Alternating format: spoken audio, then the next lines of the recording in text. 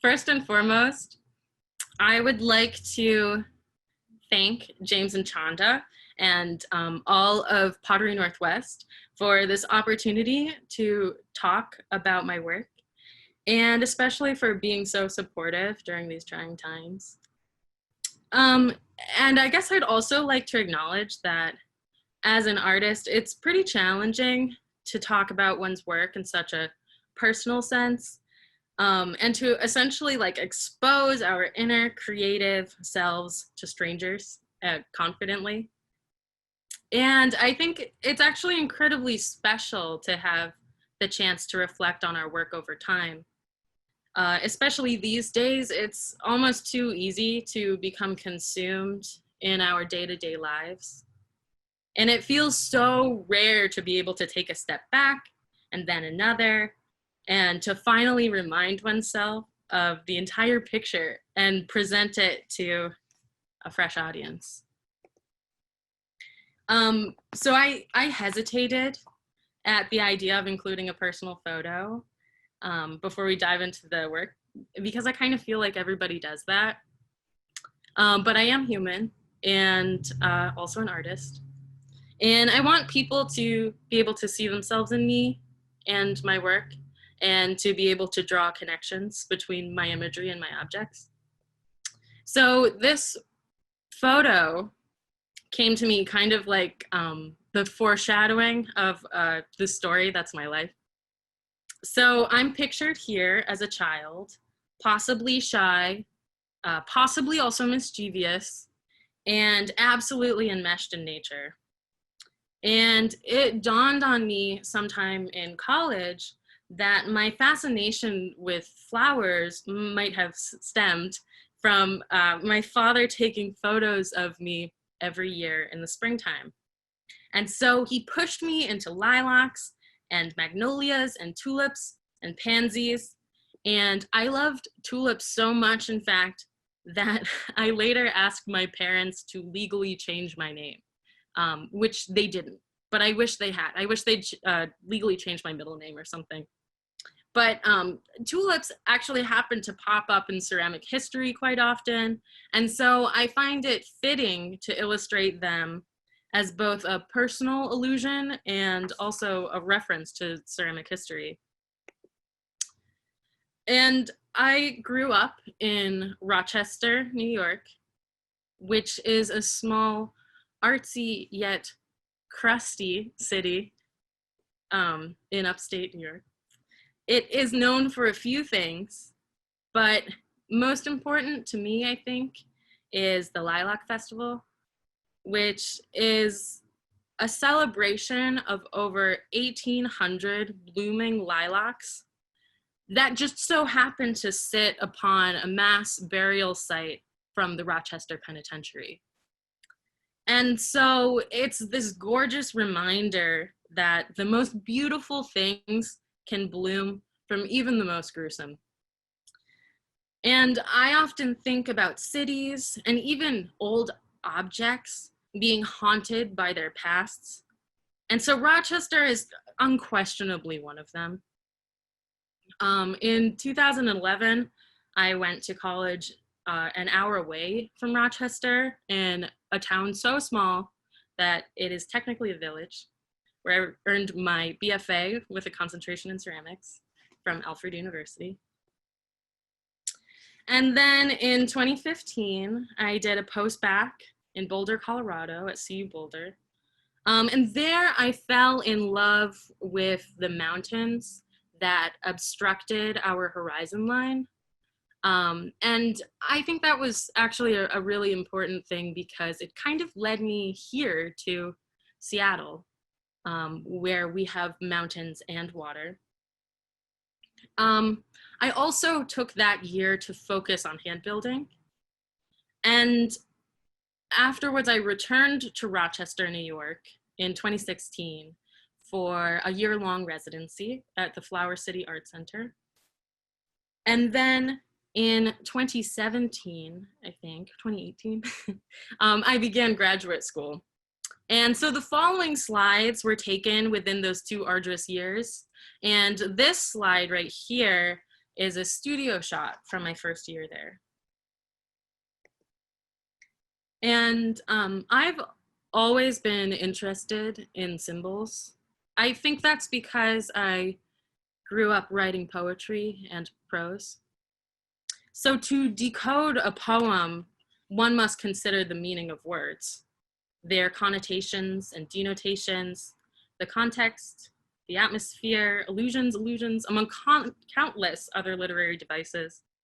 So now, when I have the opportunity to install my objects, when they come together in a room, I like to think of them as creating visual poetry.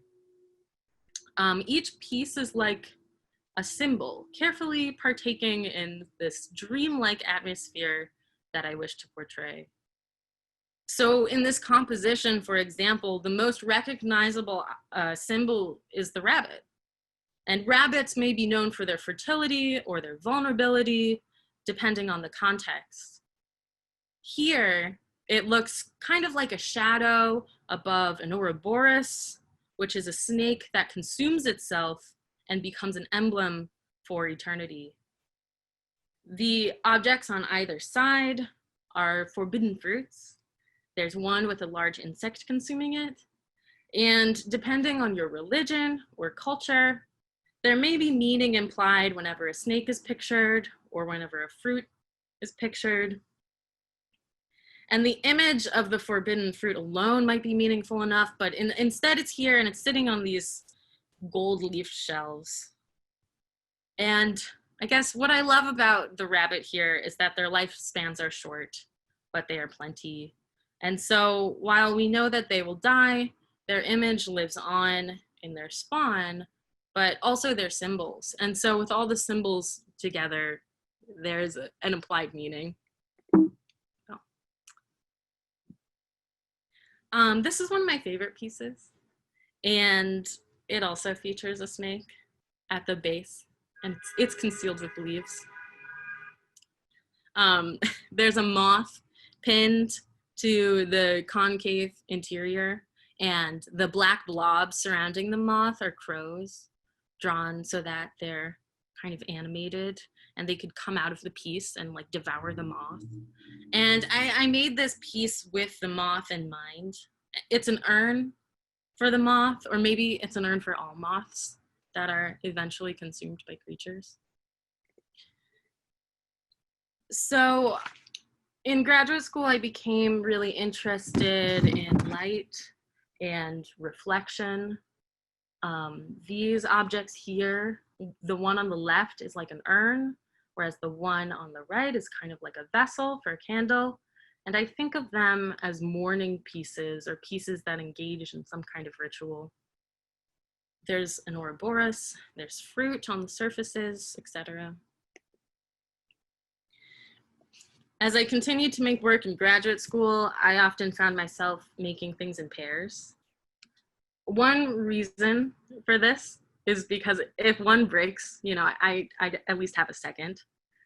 But it's undeniable that there is symmetry in everything around us, and often in luxurious, decorative situations. Yet with hand building, you know, each piece looks symmetrical from afar until you get up close to the piece. And you can see all of my fingerprints, all of my impressions on the piece as I work loosely with the material. So they're kind of like vague replicas of each other. I like to think about hand building, like loosely grabbing an idea and making it into a physical object. The touch with the clay is just so quick and sensitive and immediate. These vases in particular are like around 3 feet tall, and they're made to resemble the corpse flower, which is one of the largest and stinkiest flowers.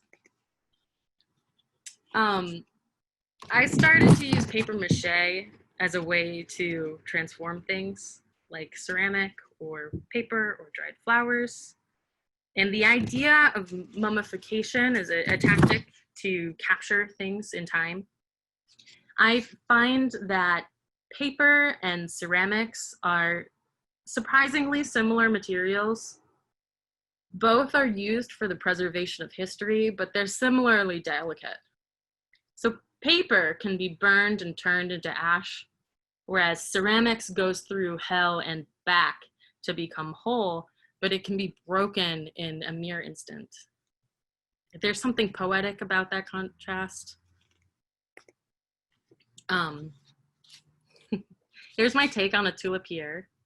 It's a vase that has numerous holes used to hold flowers, tulips, or other flowers. And it's a reference to Dutch ceramic history, which I find fascinating, and also includes a lot of tulips, which I find personally interesting. Each side features a different play between predator and prey, sorry. There's a fox leaping over a rabbit, or on the other side, there's a rabbit leaping over a slumbering fox.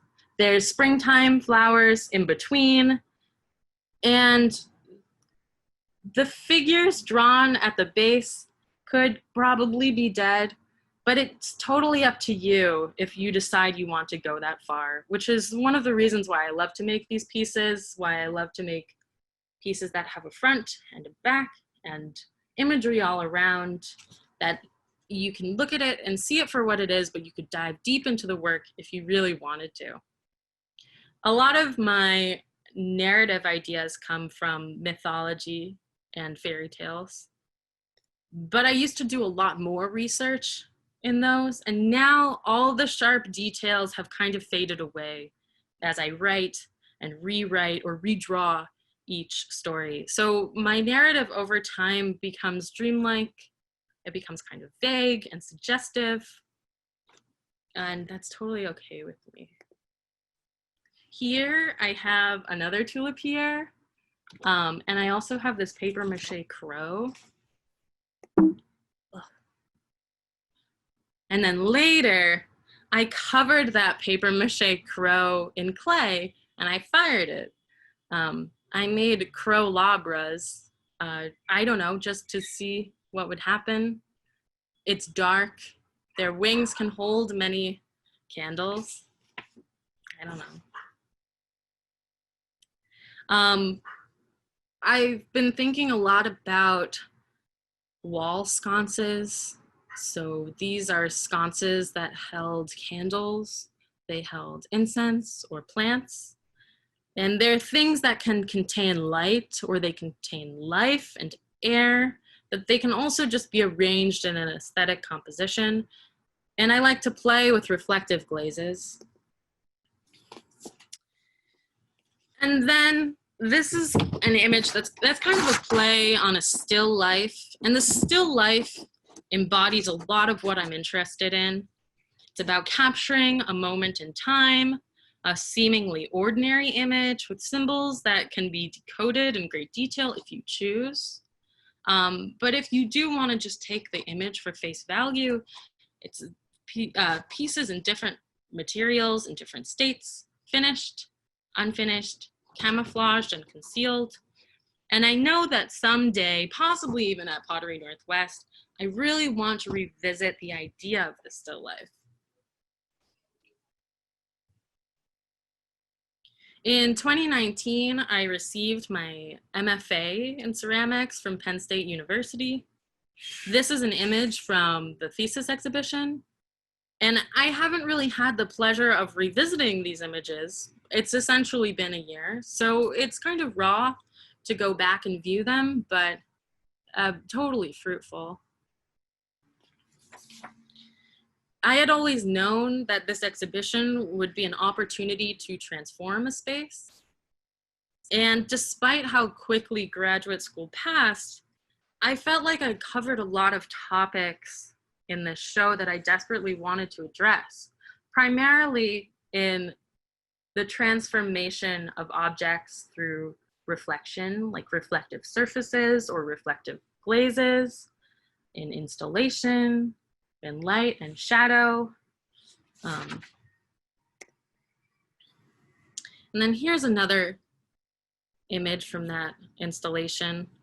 And again, I'm emphasizing the connection and contrast between paper and clay. I think that moment is so special. Both of these materials go through extreme phase changes. They're both durable, yet delicate. It's essentially a subtle hint that nothing is forever, and also that's okay.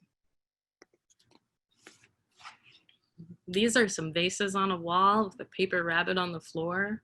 The shelves are also made from paper, but also other materials.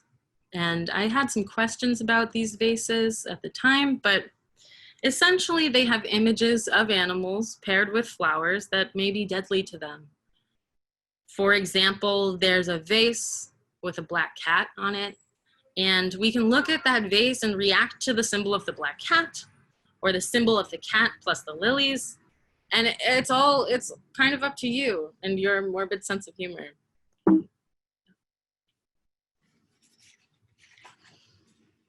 So in making these decorative objects, like these large vessels, I kept thinking about mystical mantleware. We've seen these objects, almost all of them, in other images, but when they all came together in this light with double shadows, purple and green, the space was completely transformed. I spent a lot of time thinking about the fireplace as a threshold or a void, a place for storytelling and gathering, and ultimately transformation. I had a lot of fun with this piece. There was a lot of materials at play, a lot of light. And then the summer after graduate school, I had a short residency at the university, which allowed me to buy a Tufting Gun, which they're kind of trendy these days, but essentially it's like a machine gun that shoots yarn into loose weave fabric.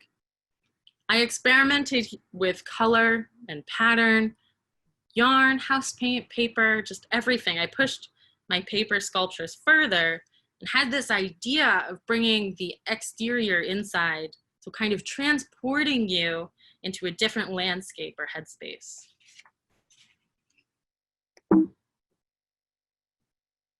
Here's some of those large cat rugs up close. Each were roughly like 4 feet long.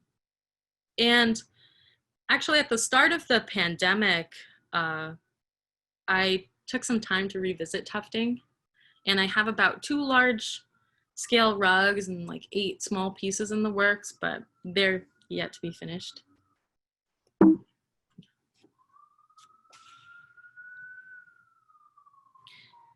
I moved to Seattle last September once I graduated. It took me a long time to adjust. I never lived on the West Coast before, and I was trying to process graduate school. I was trying to think of new work, make new friends, trying to find new jobs. But I always knew that I wanted to come back to the mountains and come back to the ocean. Let me see. At first, I felt like I had to push through a small existential mental block. I find that whenever I move somewhere new, it feels really difficult to justify making more stuff in the world. The combined exhaustion from moving and halting the creative process to focus on life feels so jarring each time. It's a little bit difficult to remember how to be an artist again. So I start by making small functional things. Working with new clay and temperatures is always a bit of a learning curve, but these are some pieces that I was finally really happy with after a lot of trial and error. It took a while for me to realize that I am the happiest with my illustration once I slow down while drawing. It's like the hand-built object can be made so quickly, but once I slow down with the drawing, I feel like I really nail it. And not everything has to have meaning. But I always wondered how to push my flat imagery. So I made these jars as self-portrait pieces right before the pandemic. Here, the scales in the snake spell out my name, And the moth on the side has eyeballs penetrating from the wings. I'm starting to think more about depth and hiding images and symbols in the background and bringing subjects forward. Of course, we have tulips, lavender. I skipped one. This piece is just funny. It features symbols from my astrological signs, so it's kind of personal on a cosmic level. And then this one is personal on a totally different way. It features a window that's in my apartment in Seattle, covered in houseplants. There's an orange cat. There's a house that I grew up in, and there's a 1990 Acura Legend, which is a car that every single member of my family owns, and I too once owned, and will probably own again someday. Just as I was adjusting to Seattle, 6 months in, we had this pandemic. Actually, 6 months, I don't know. I had made these large vases in my studio, and I never knew how to decorate them. So coming back months later after inactivity with fresh eyes after lockdown, I finally came up with illustrations and compositions that I'm proud of. Here, there's a raven and a protea flower, which I've seen at Met Market and I really want to buy for myself. There's a hare and some calla lilies. And a moth and some mandeville flowers. All the flowers that are illustrated on these pieces are poisonous, and all the creatures are things that we can find in our backyard. And I think that despite the pandemic disruption, I feel surprisingly grateful to have been forced to slow down. I got to ride my bike around the city and go to all the best parks, and I got to bake and read books and sew. Of course, it felt really lonely at times and frustrating and confusing and scary, but I think this event has the unique ability to connect anybody in the world. Like, we all have this global experience where we were forced to suffer together. And finally, here are some pandemic apartment pictures that I took during lockdown. As if you couldn't tell, I have many plants. One could say I have a green thumb. I don't love it because the plants grow and they grow, and I know how to observe them. I know that they need bigger pots. When I don't know what else to make, I make plant pots.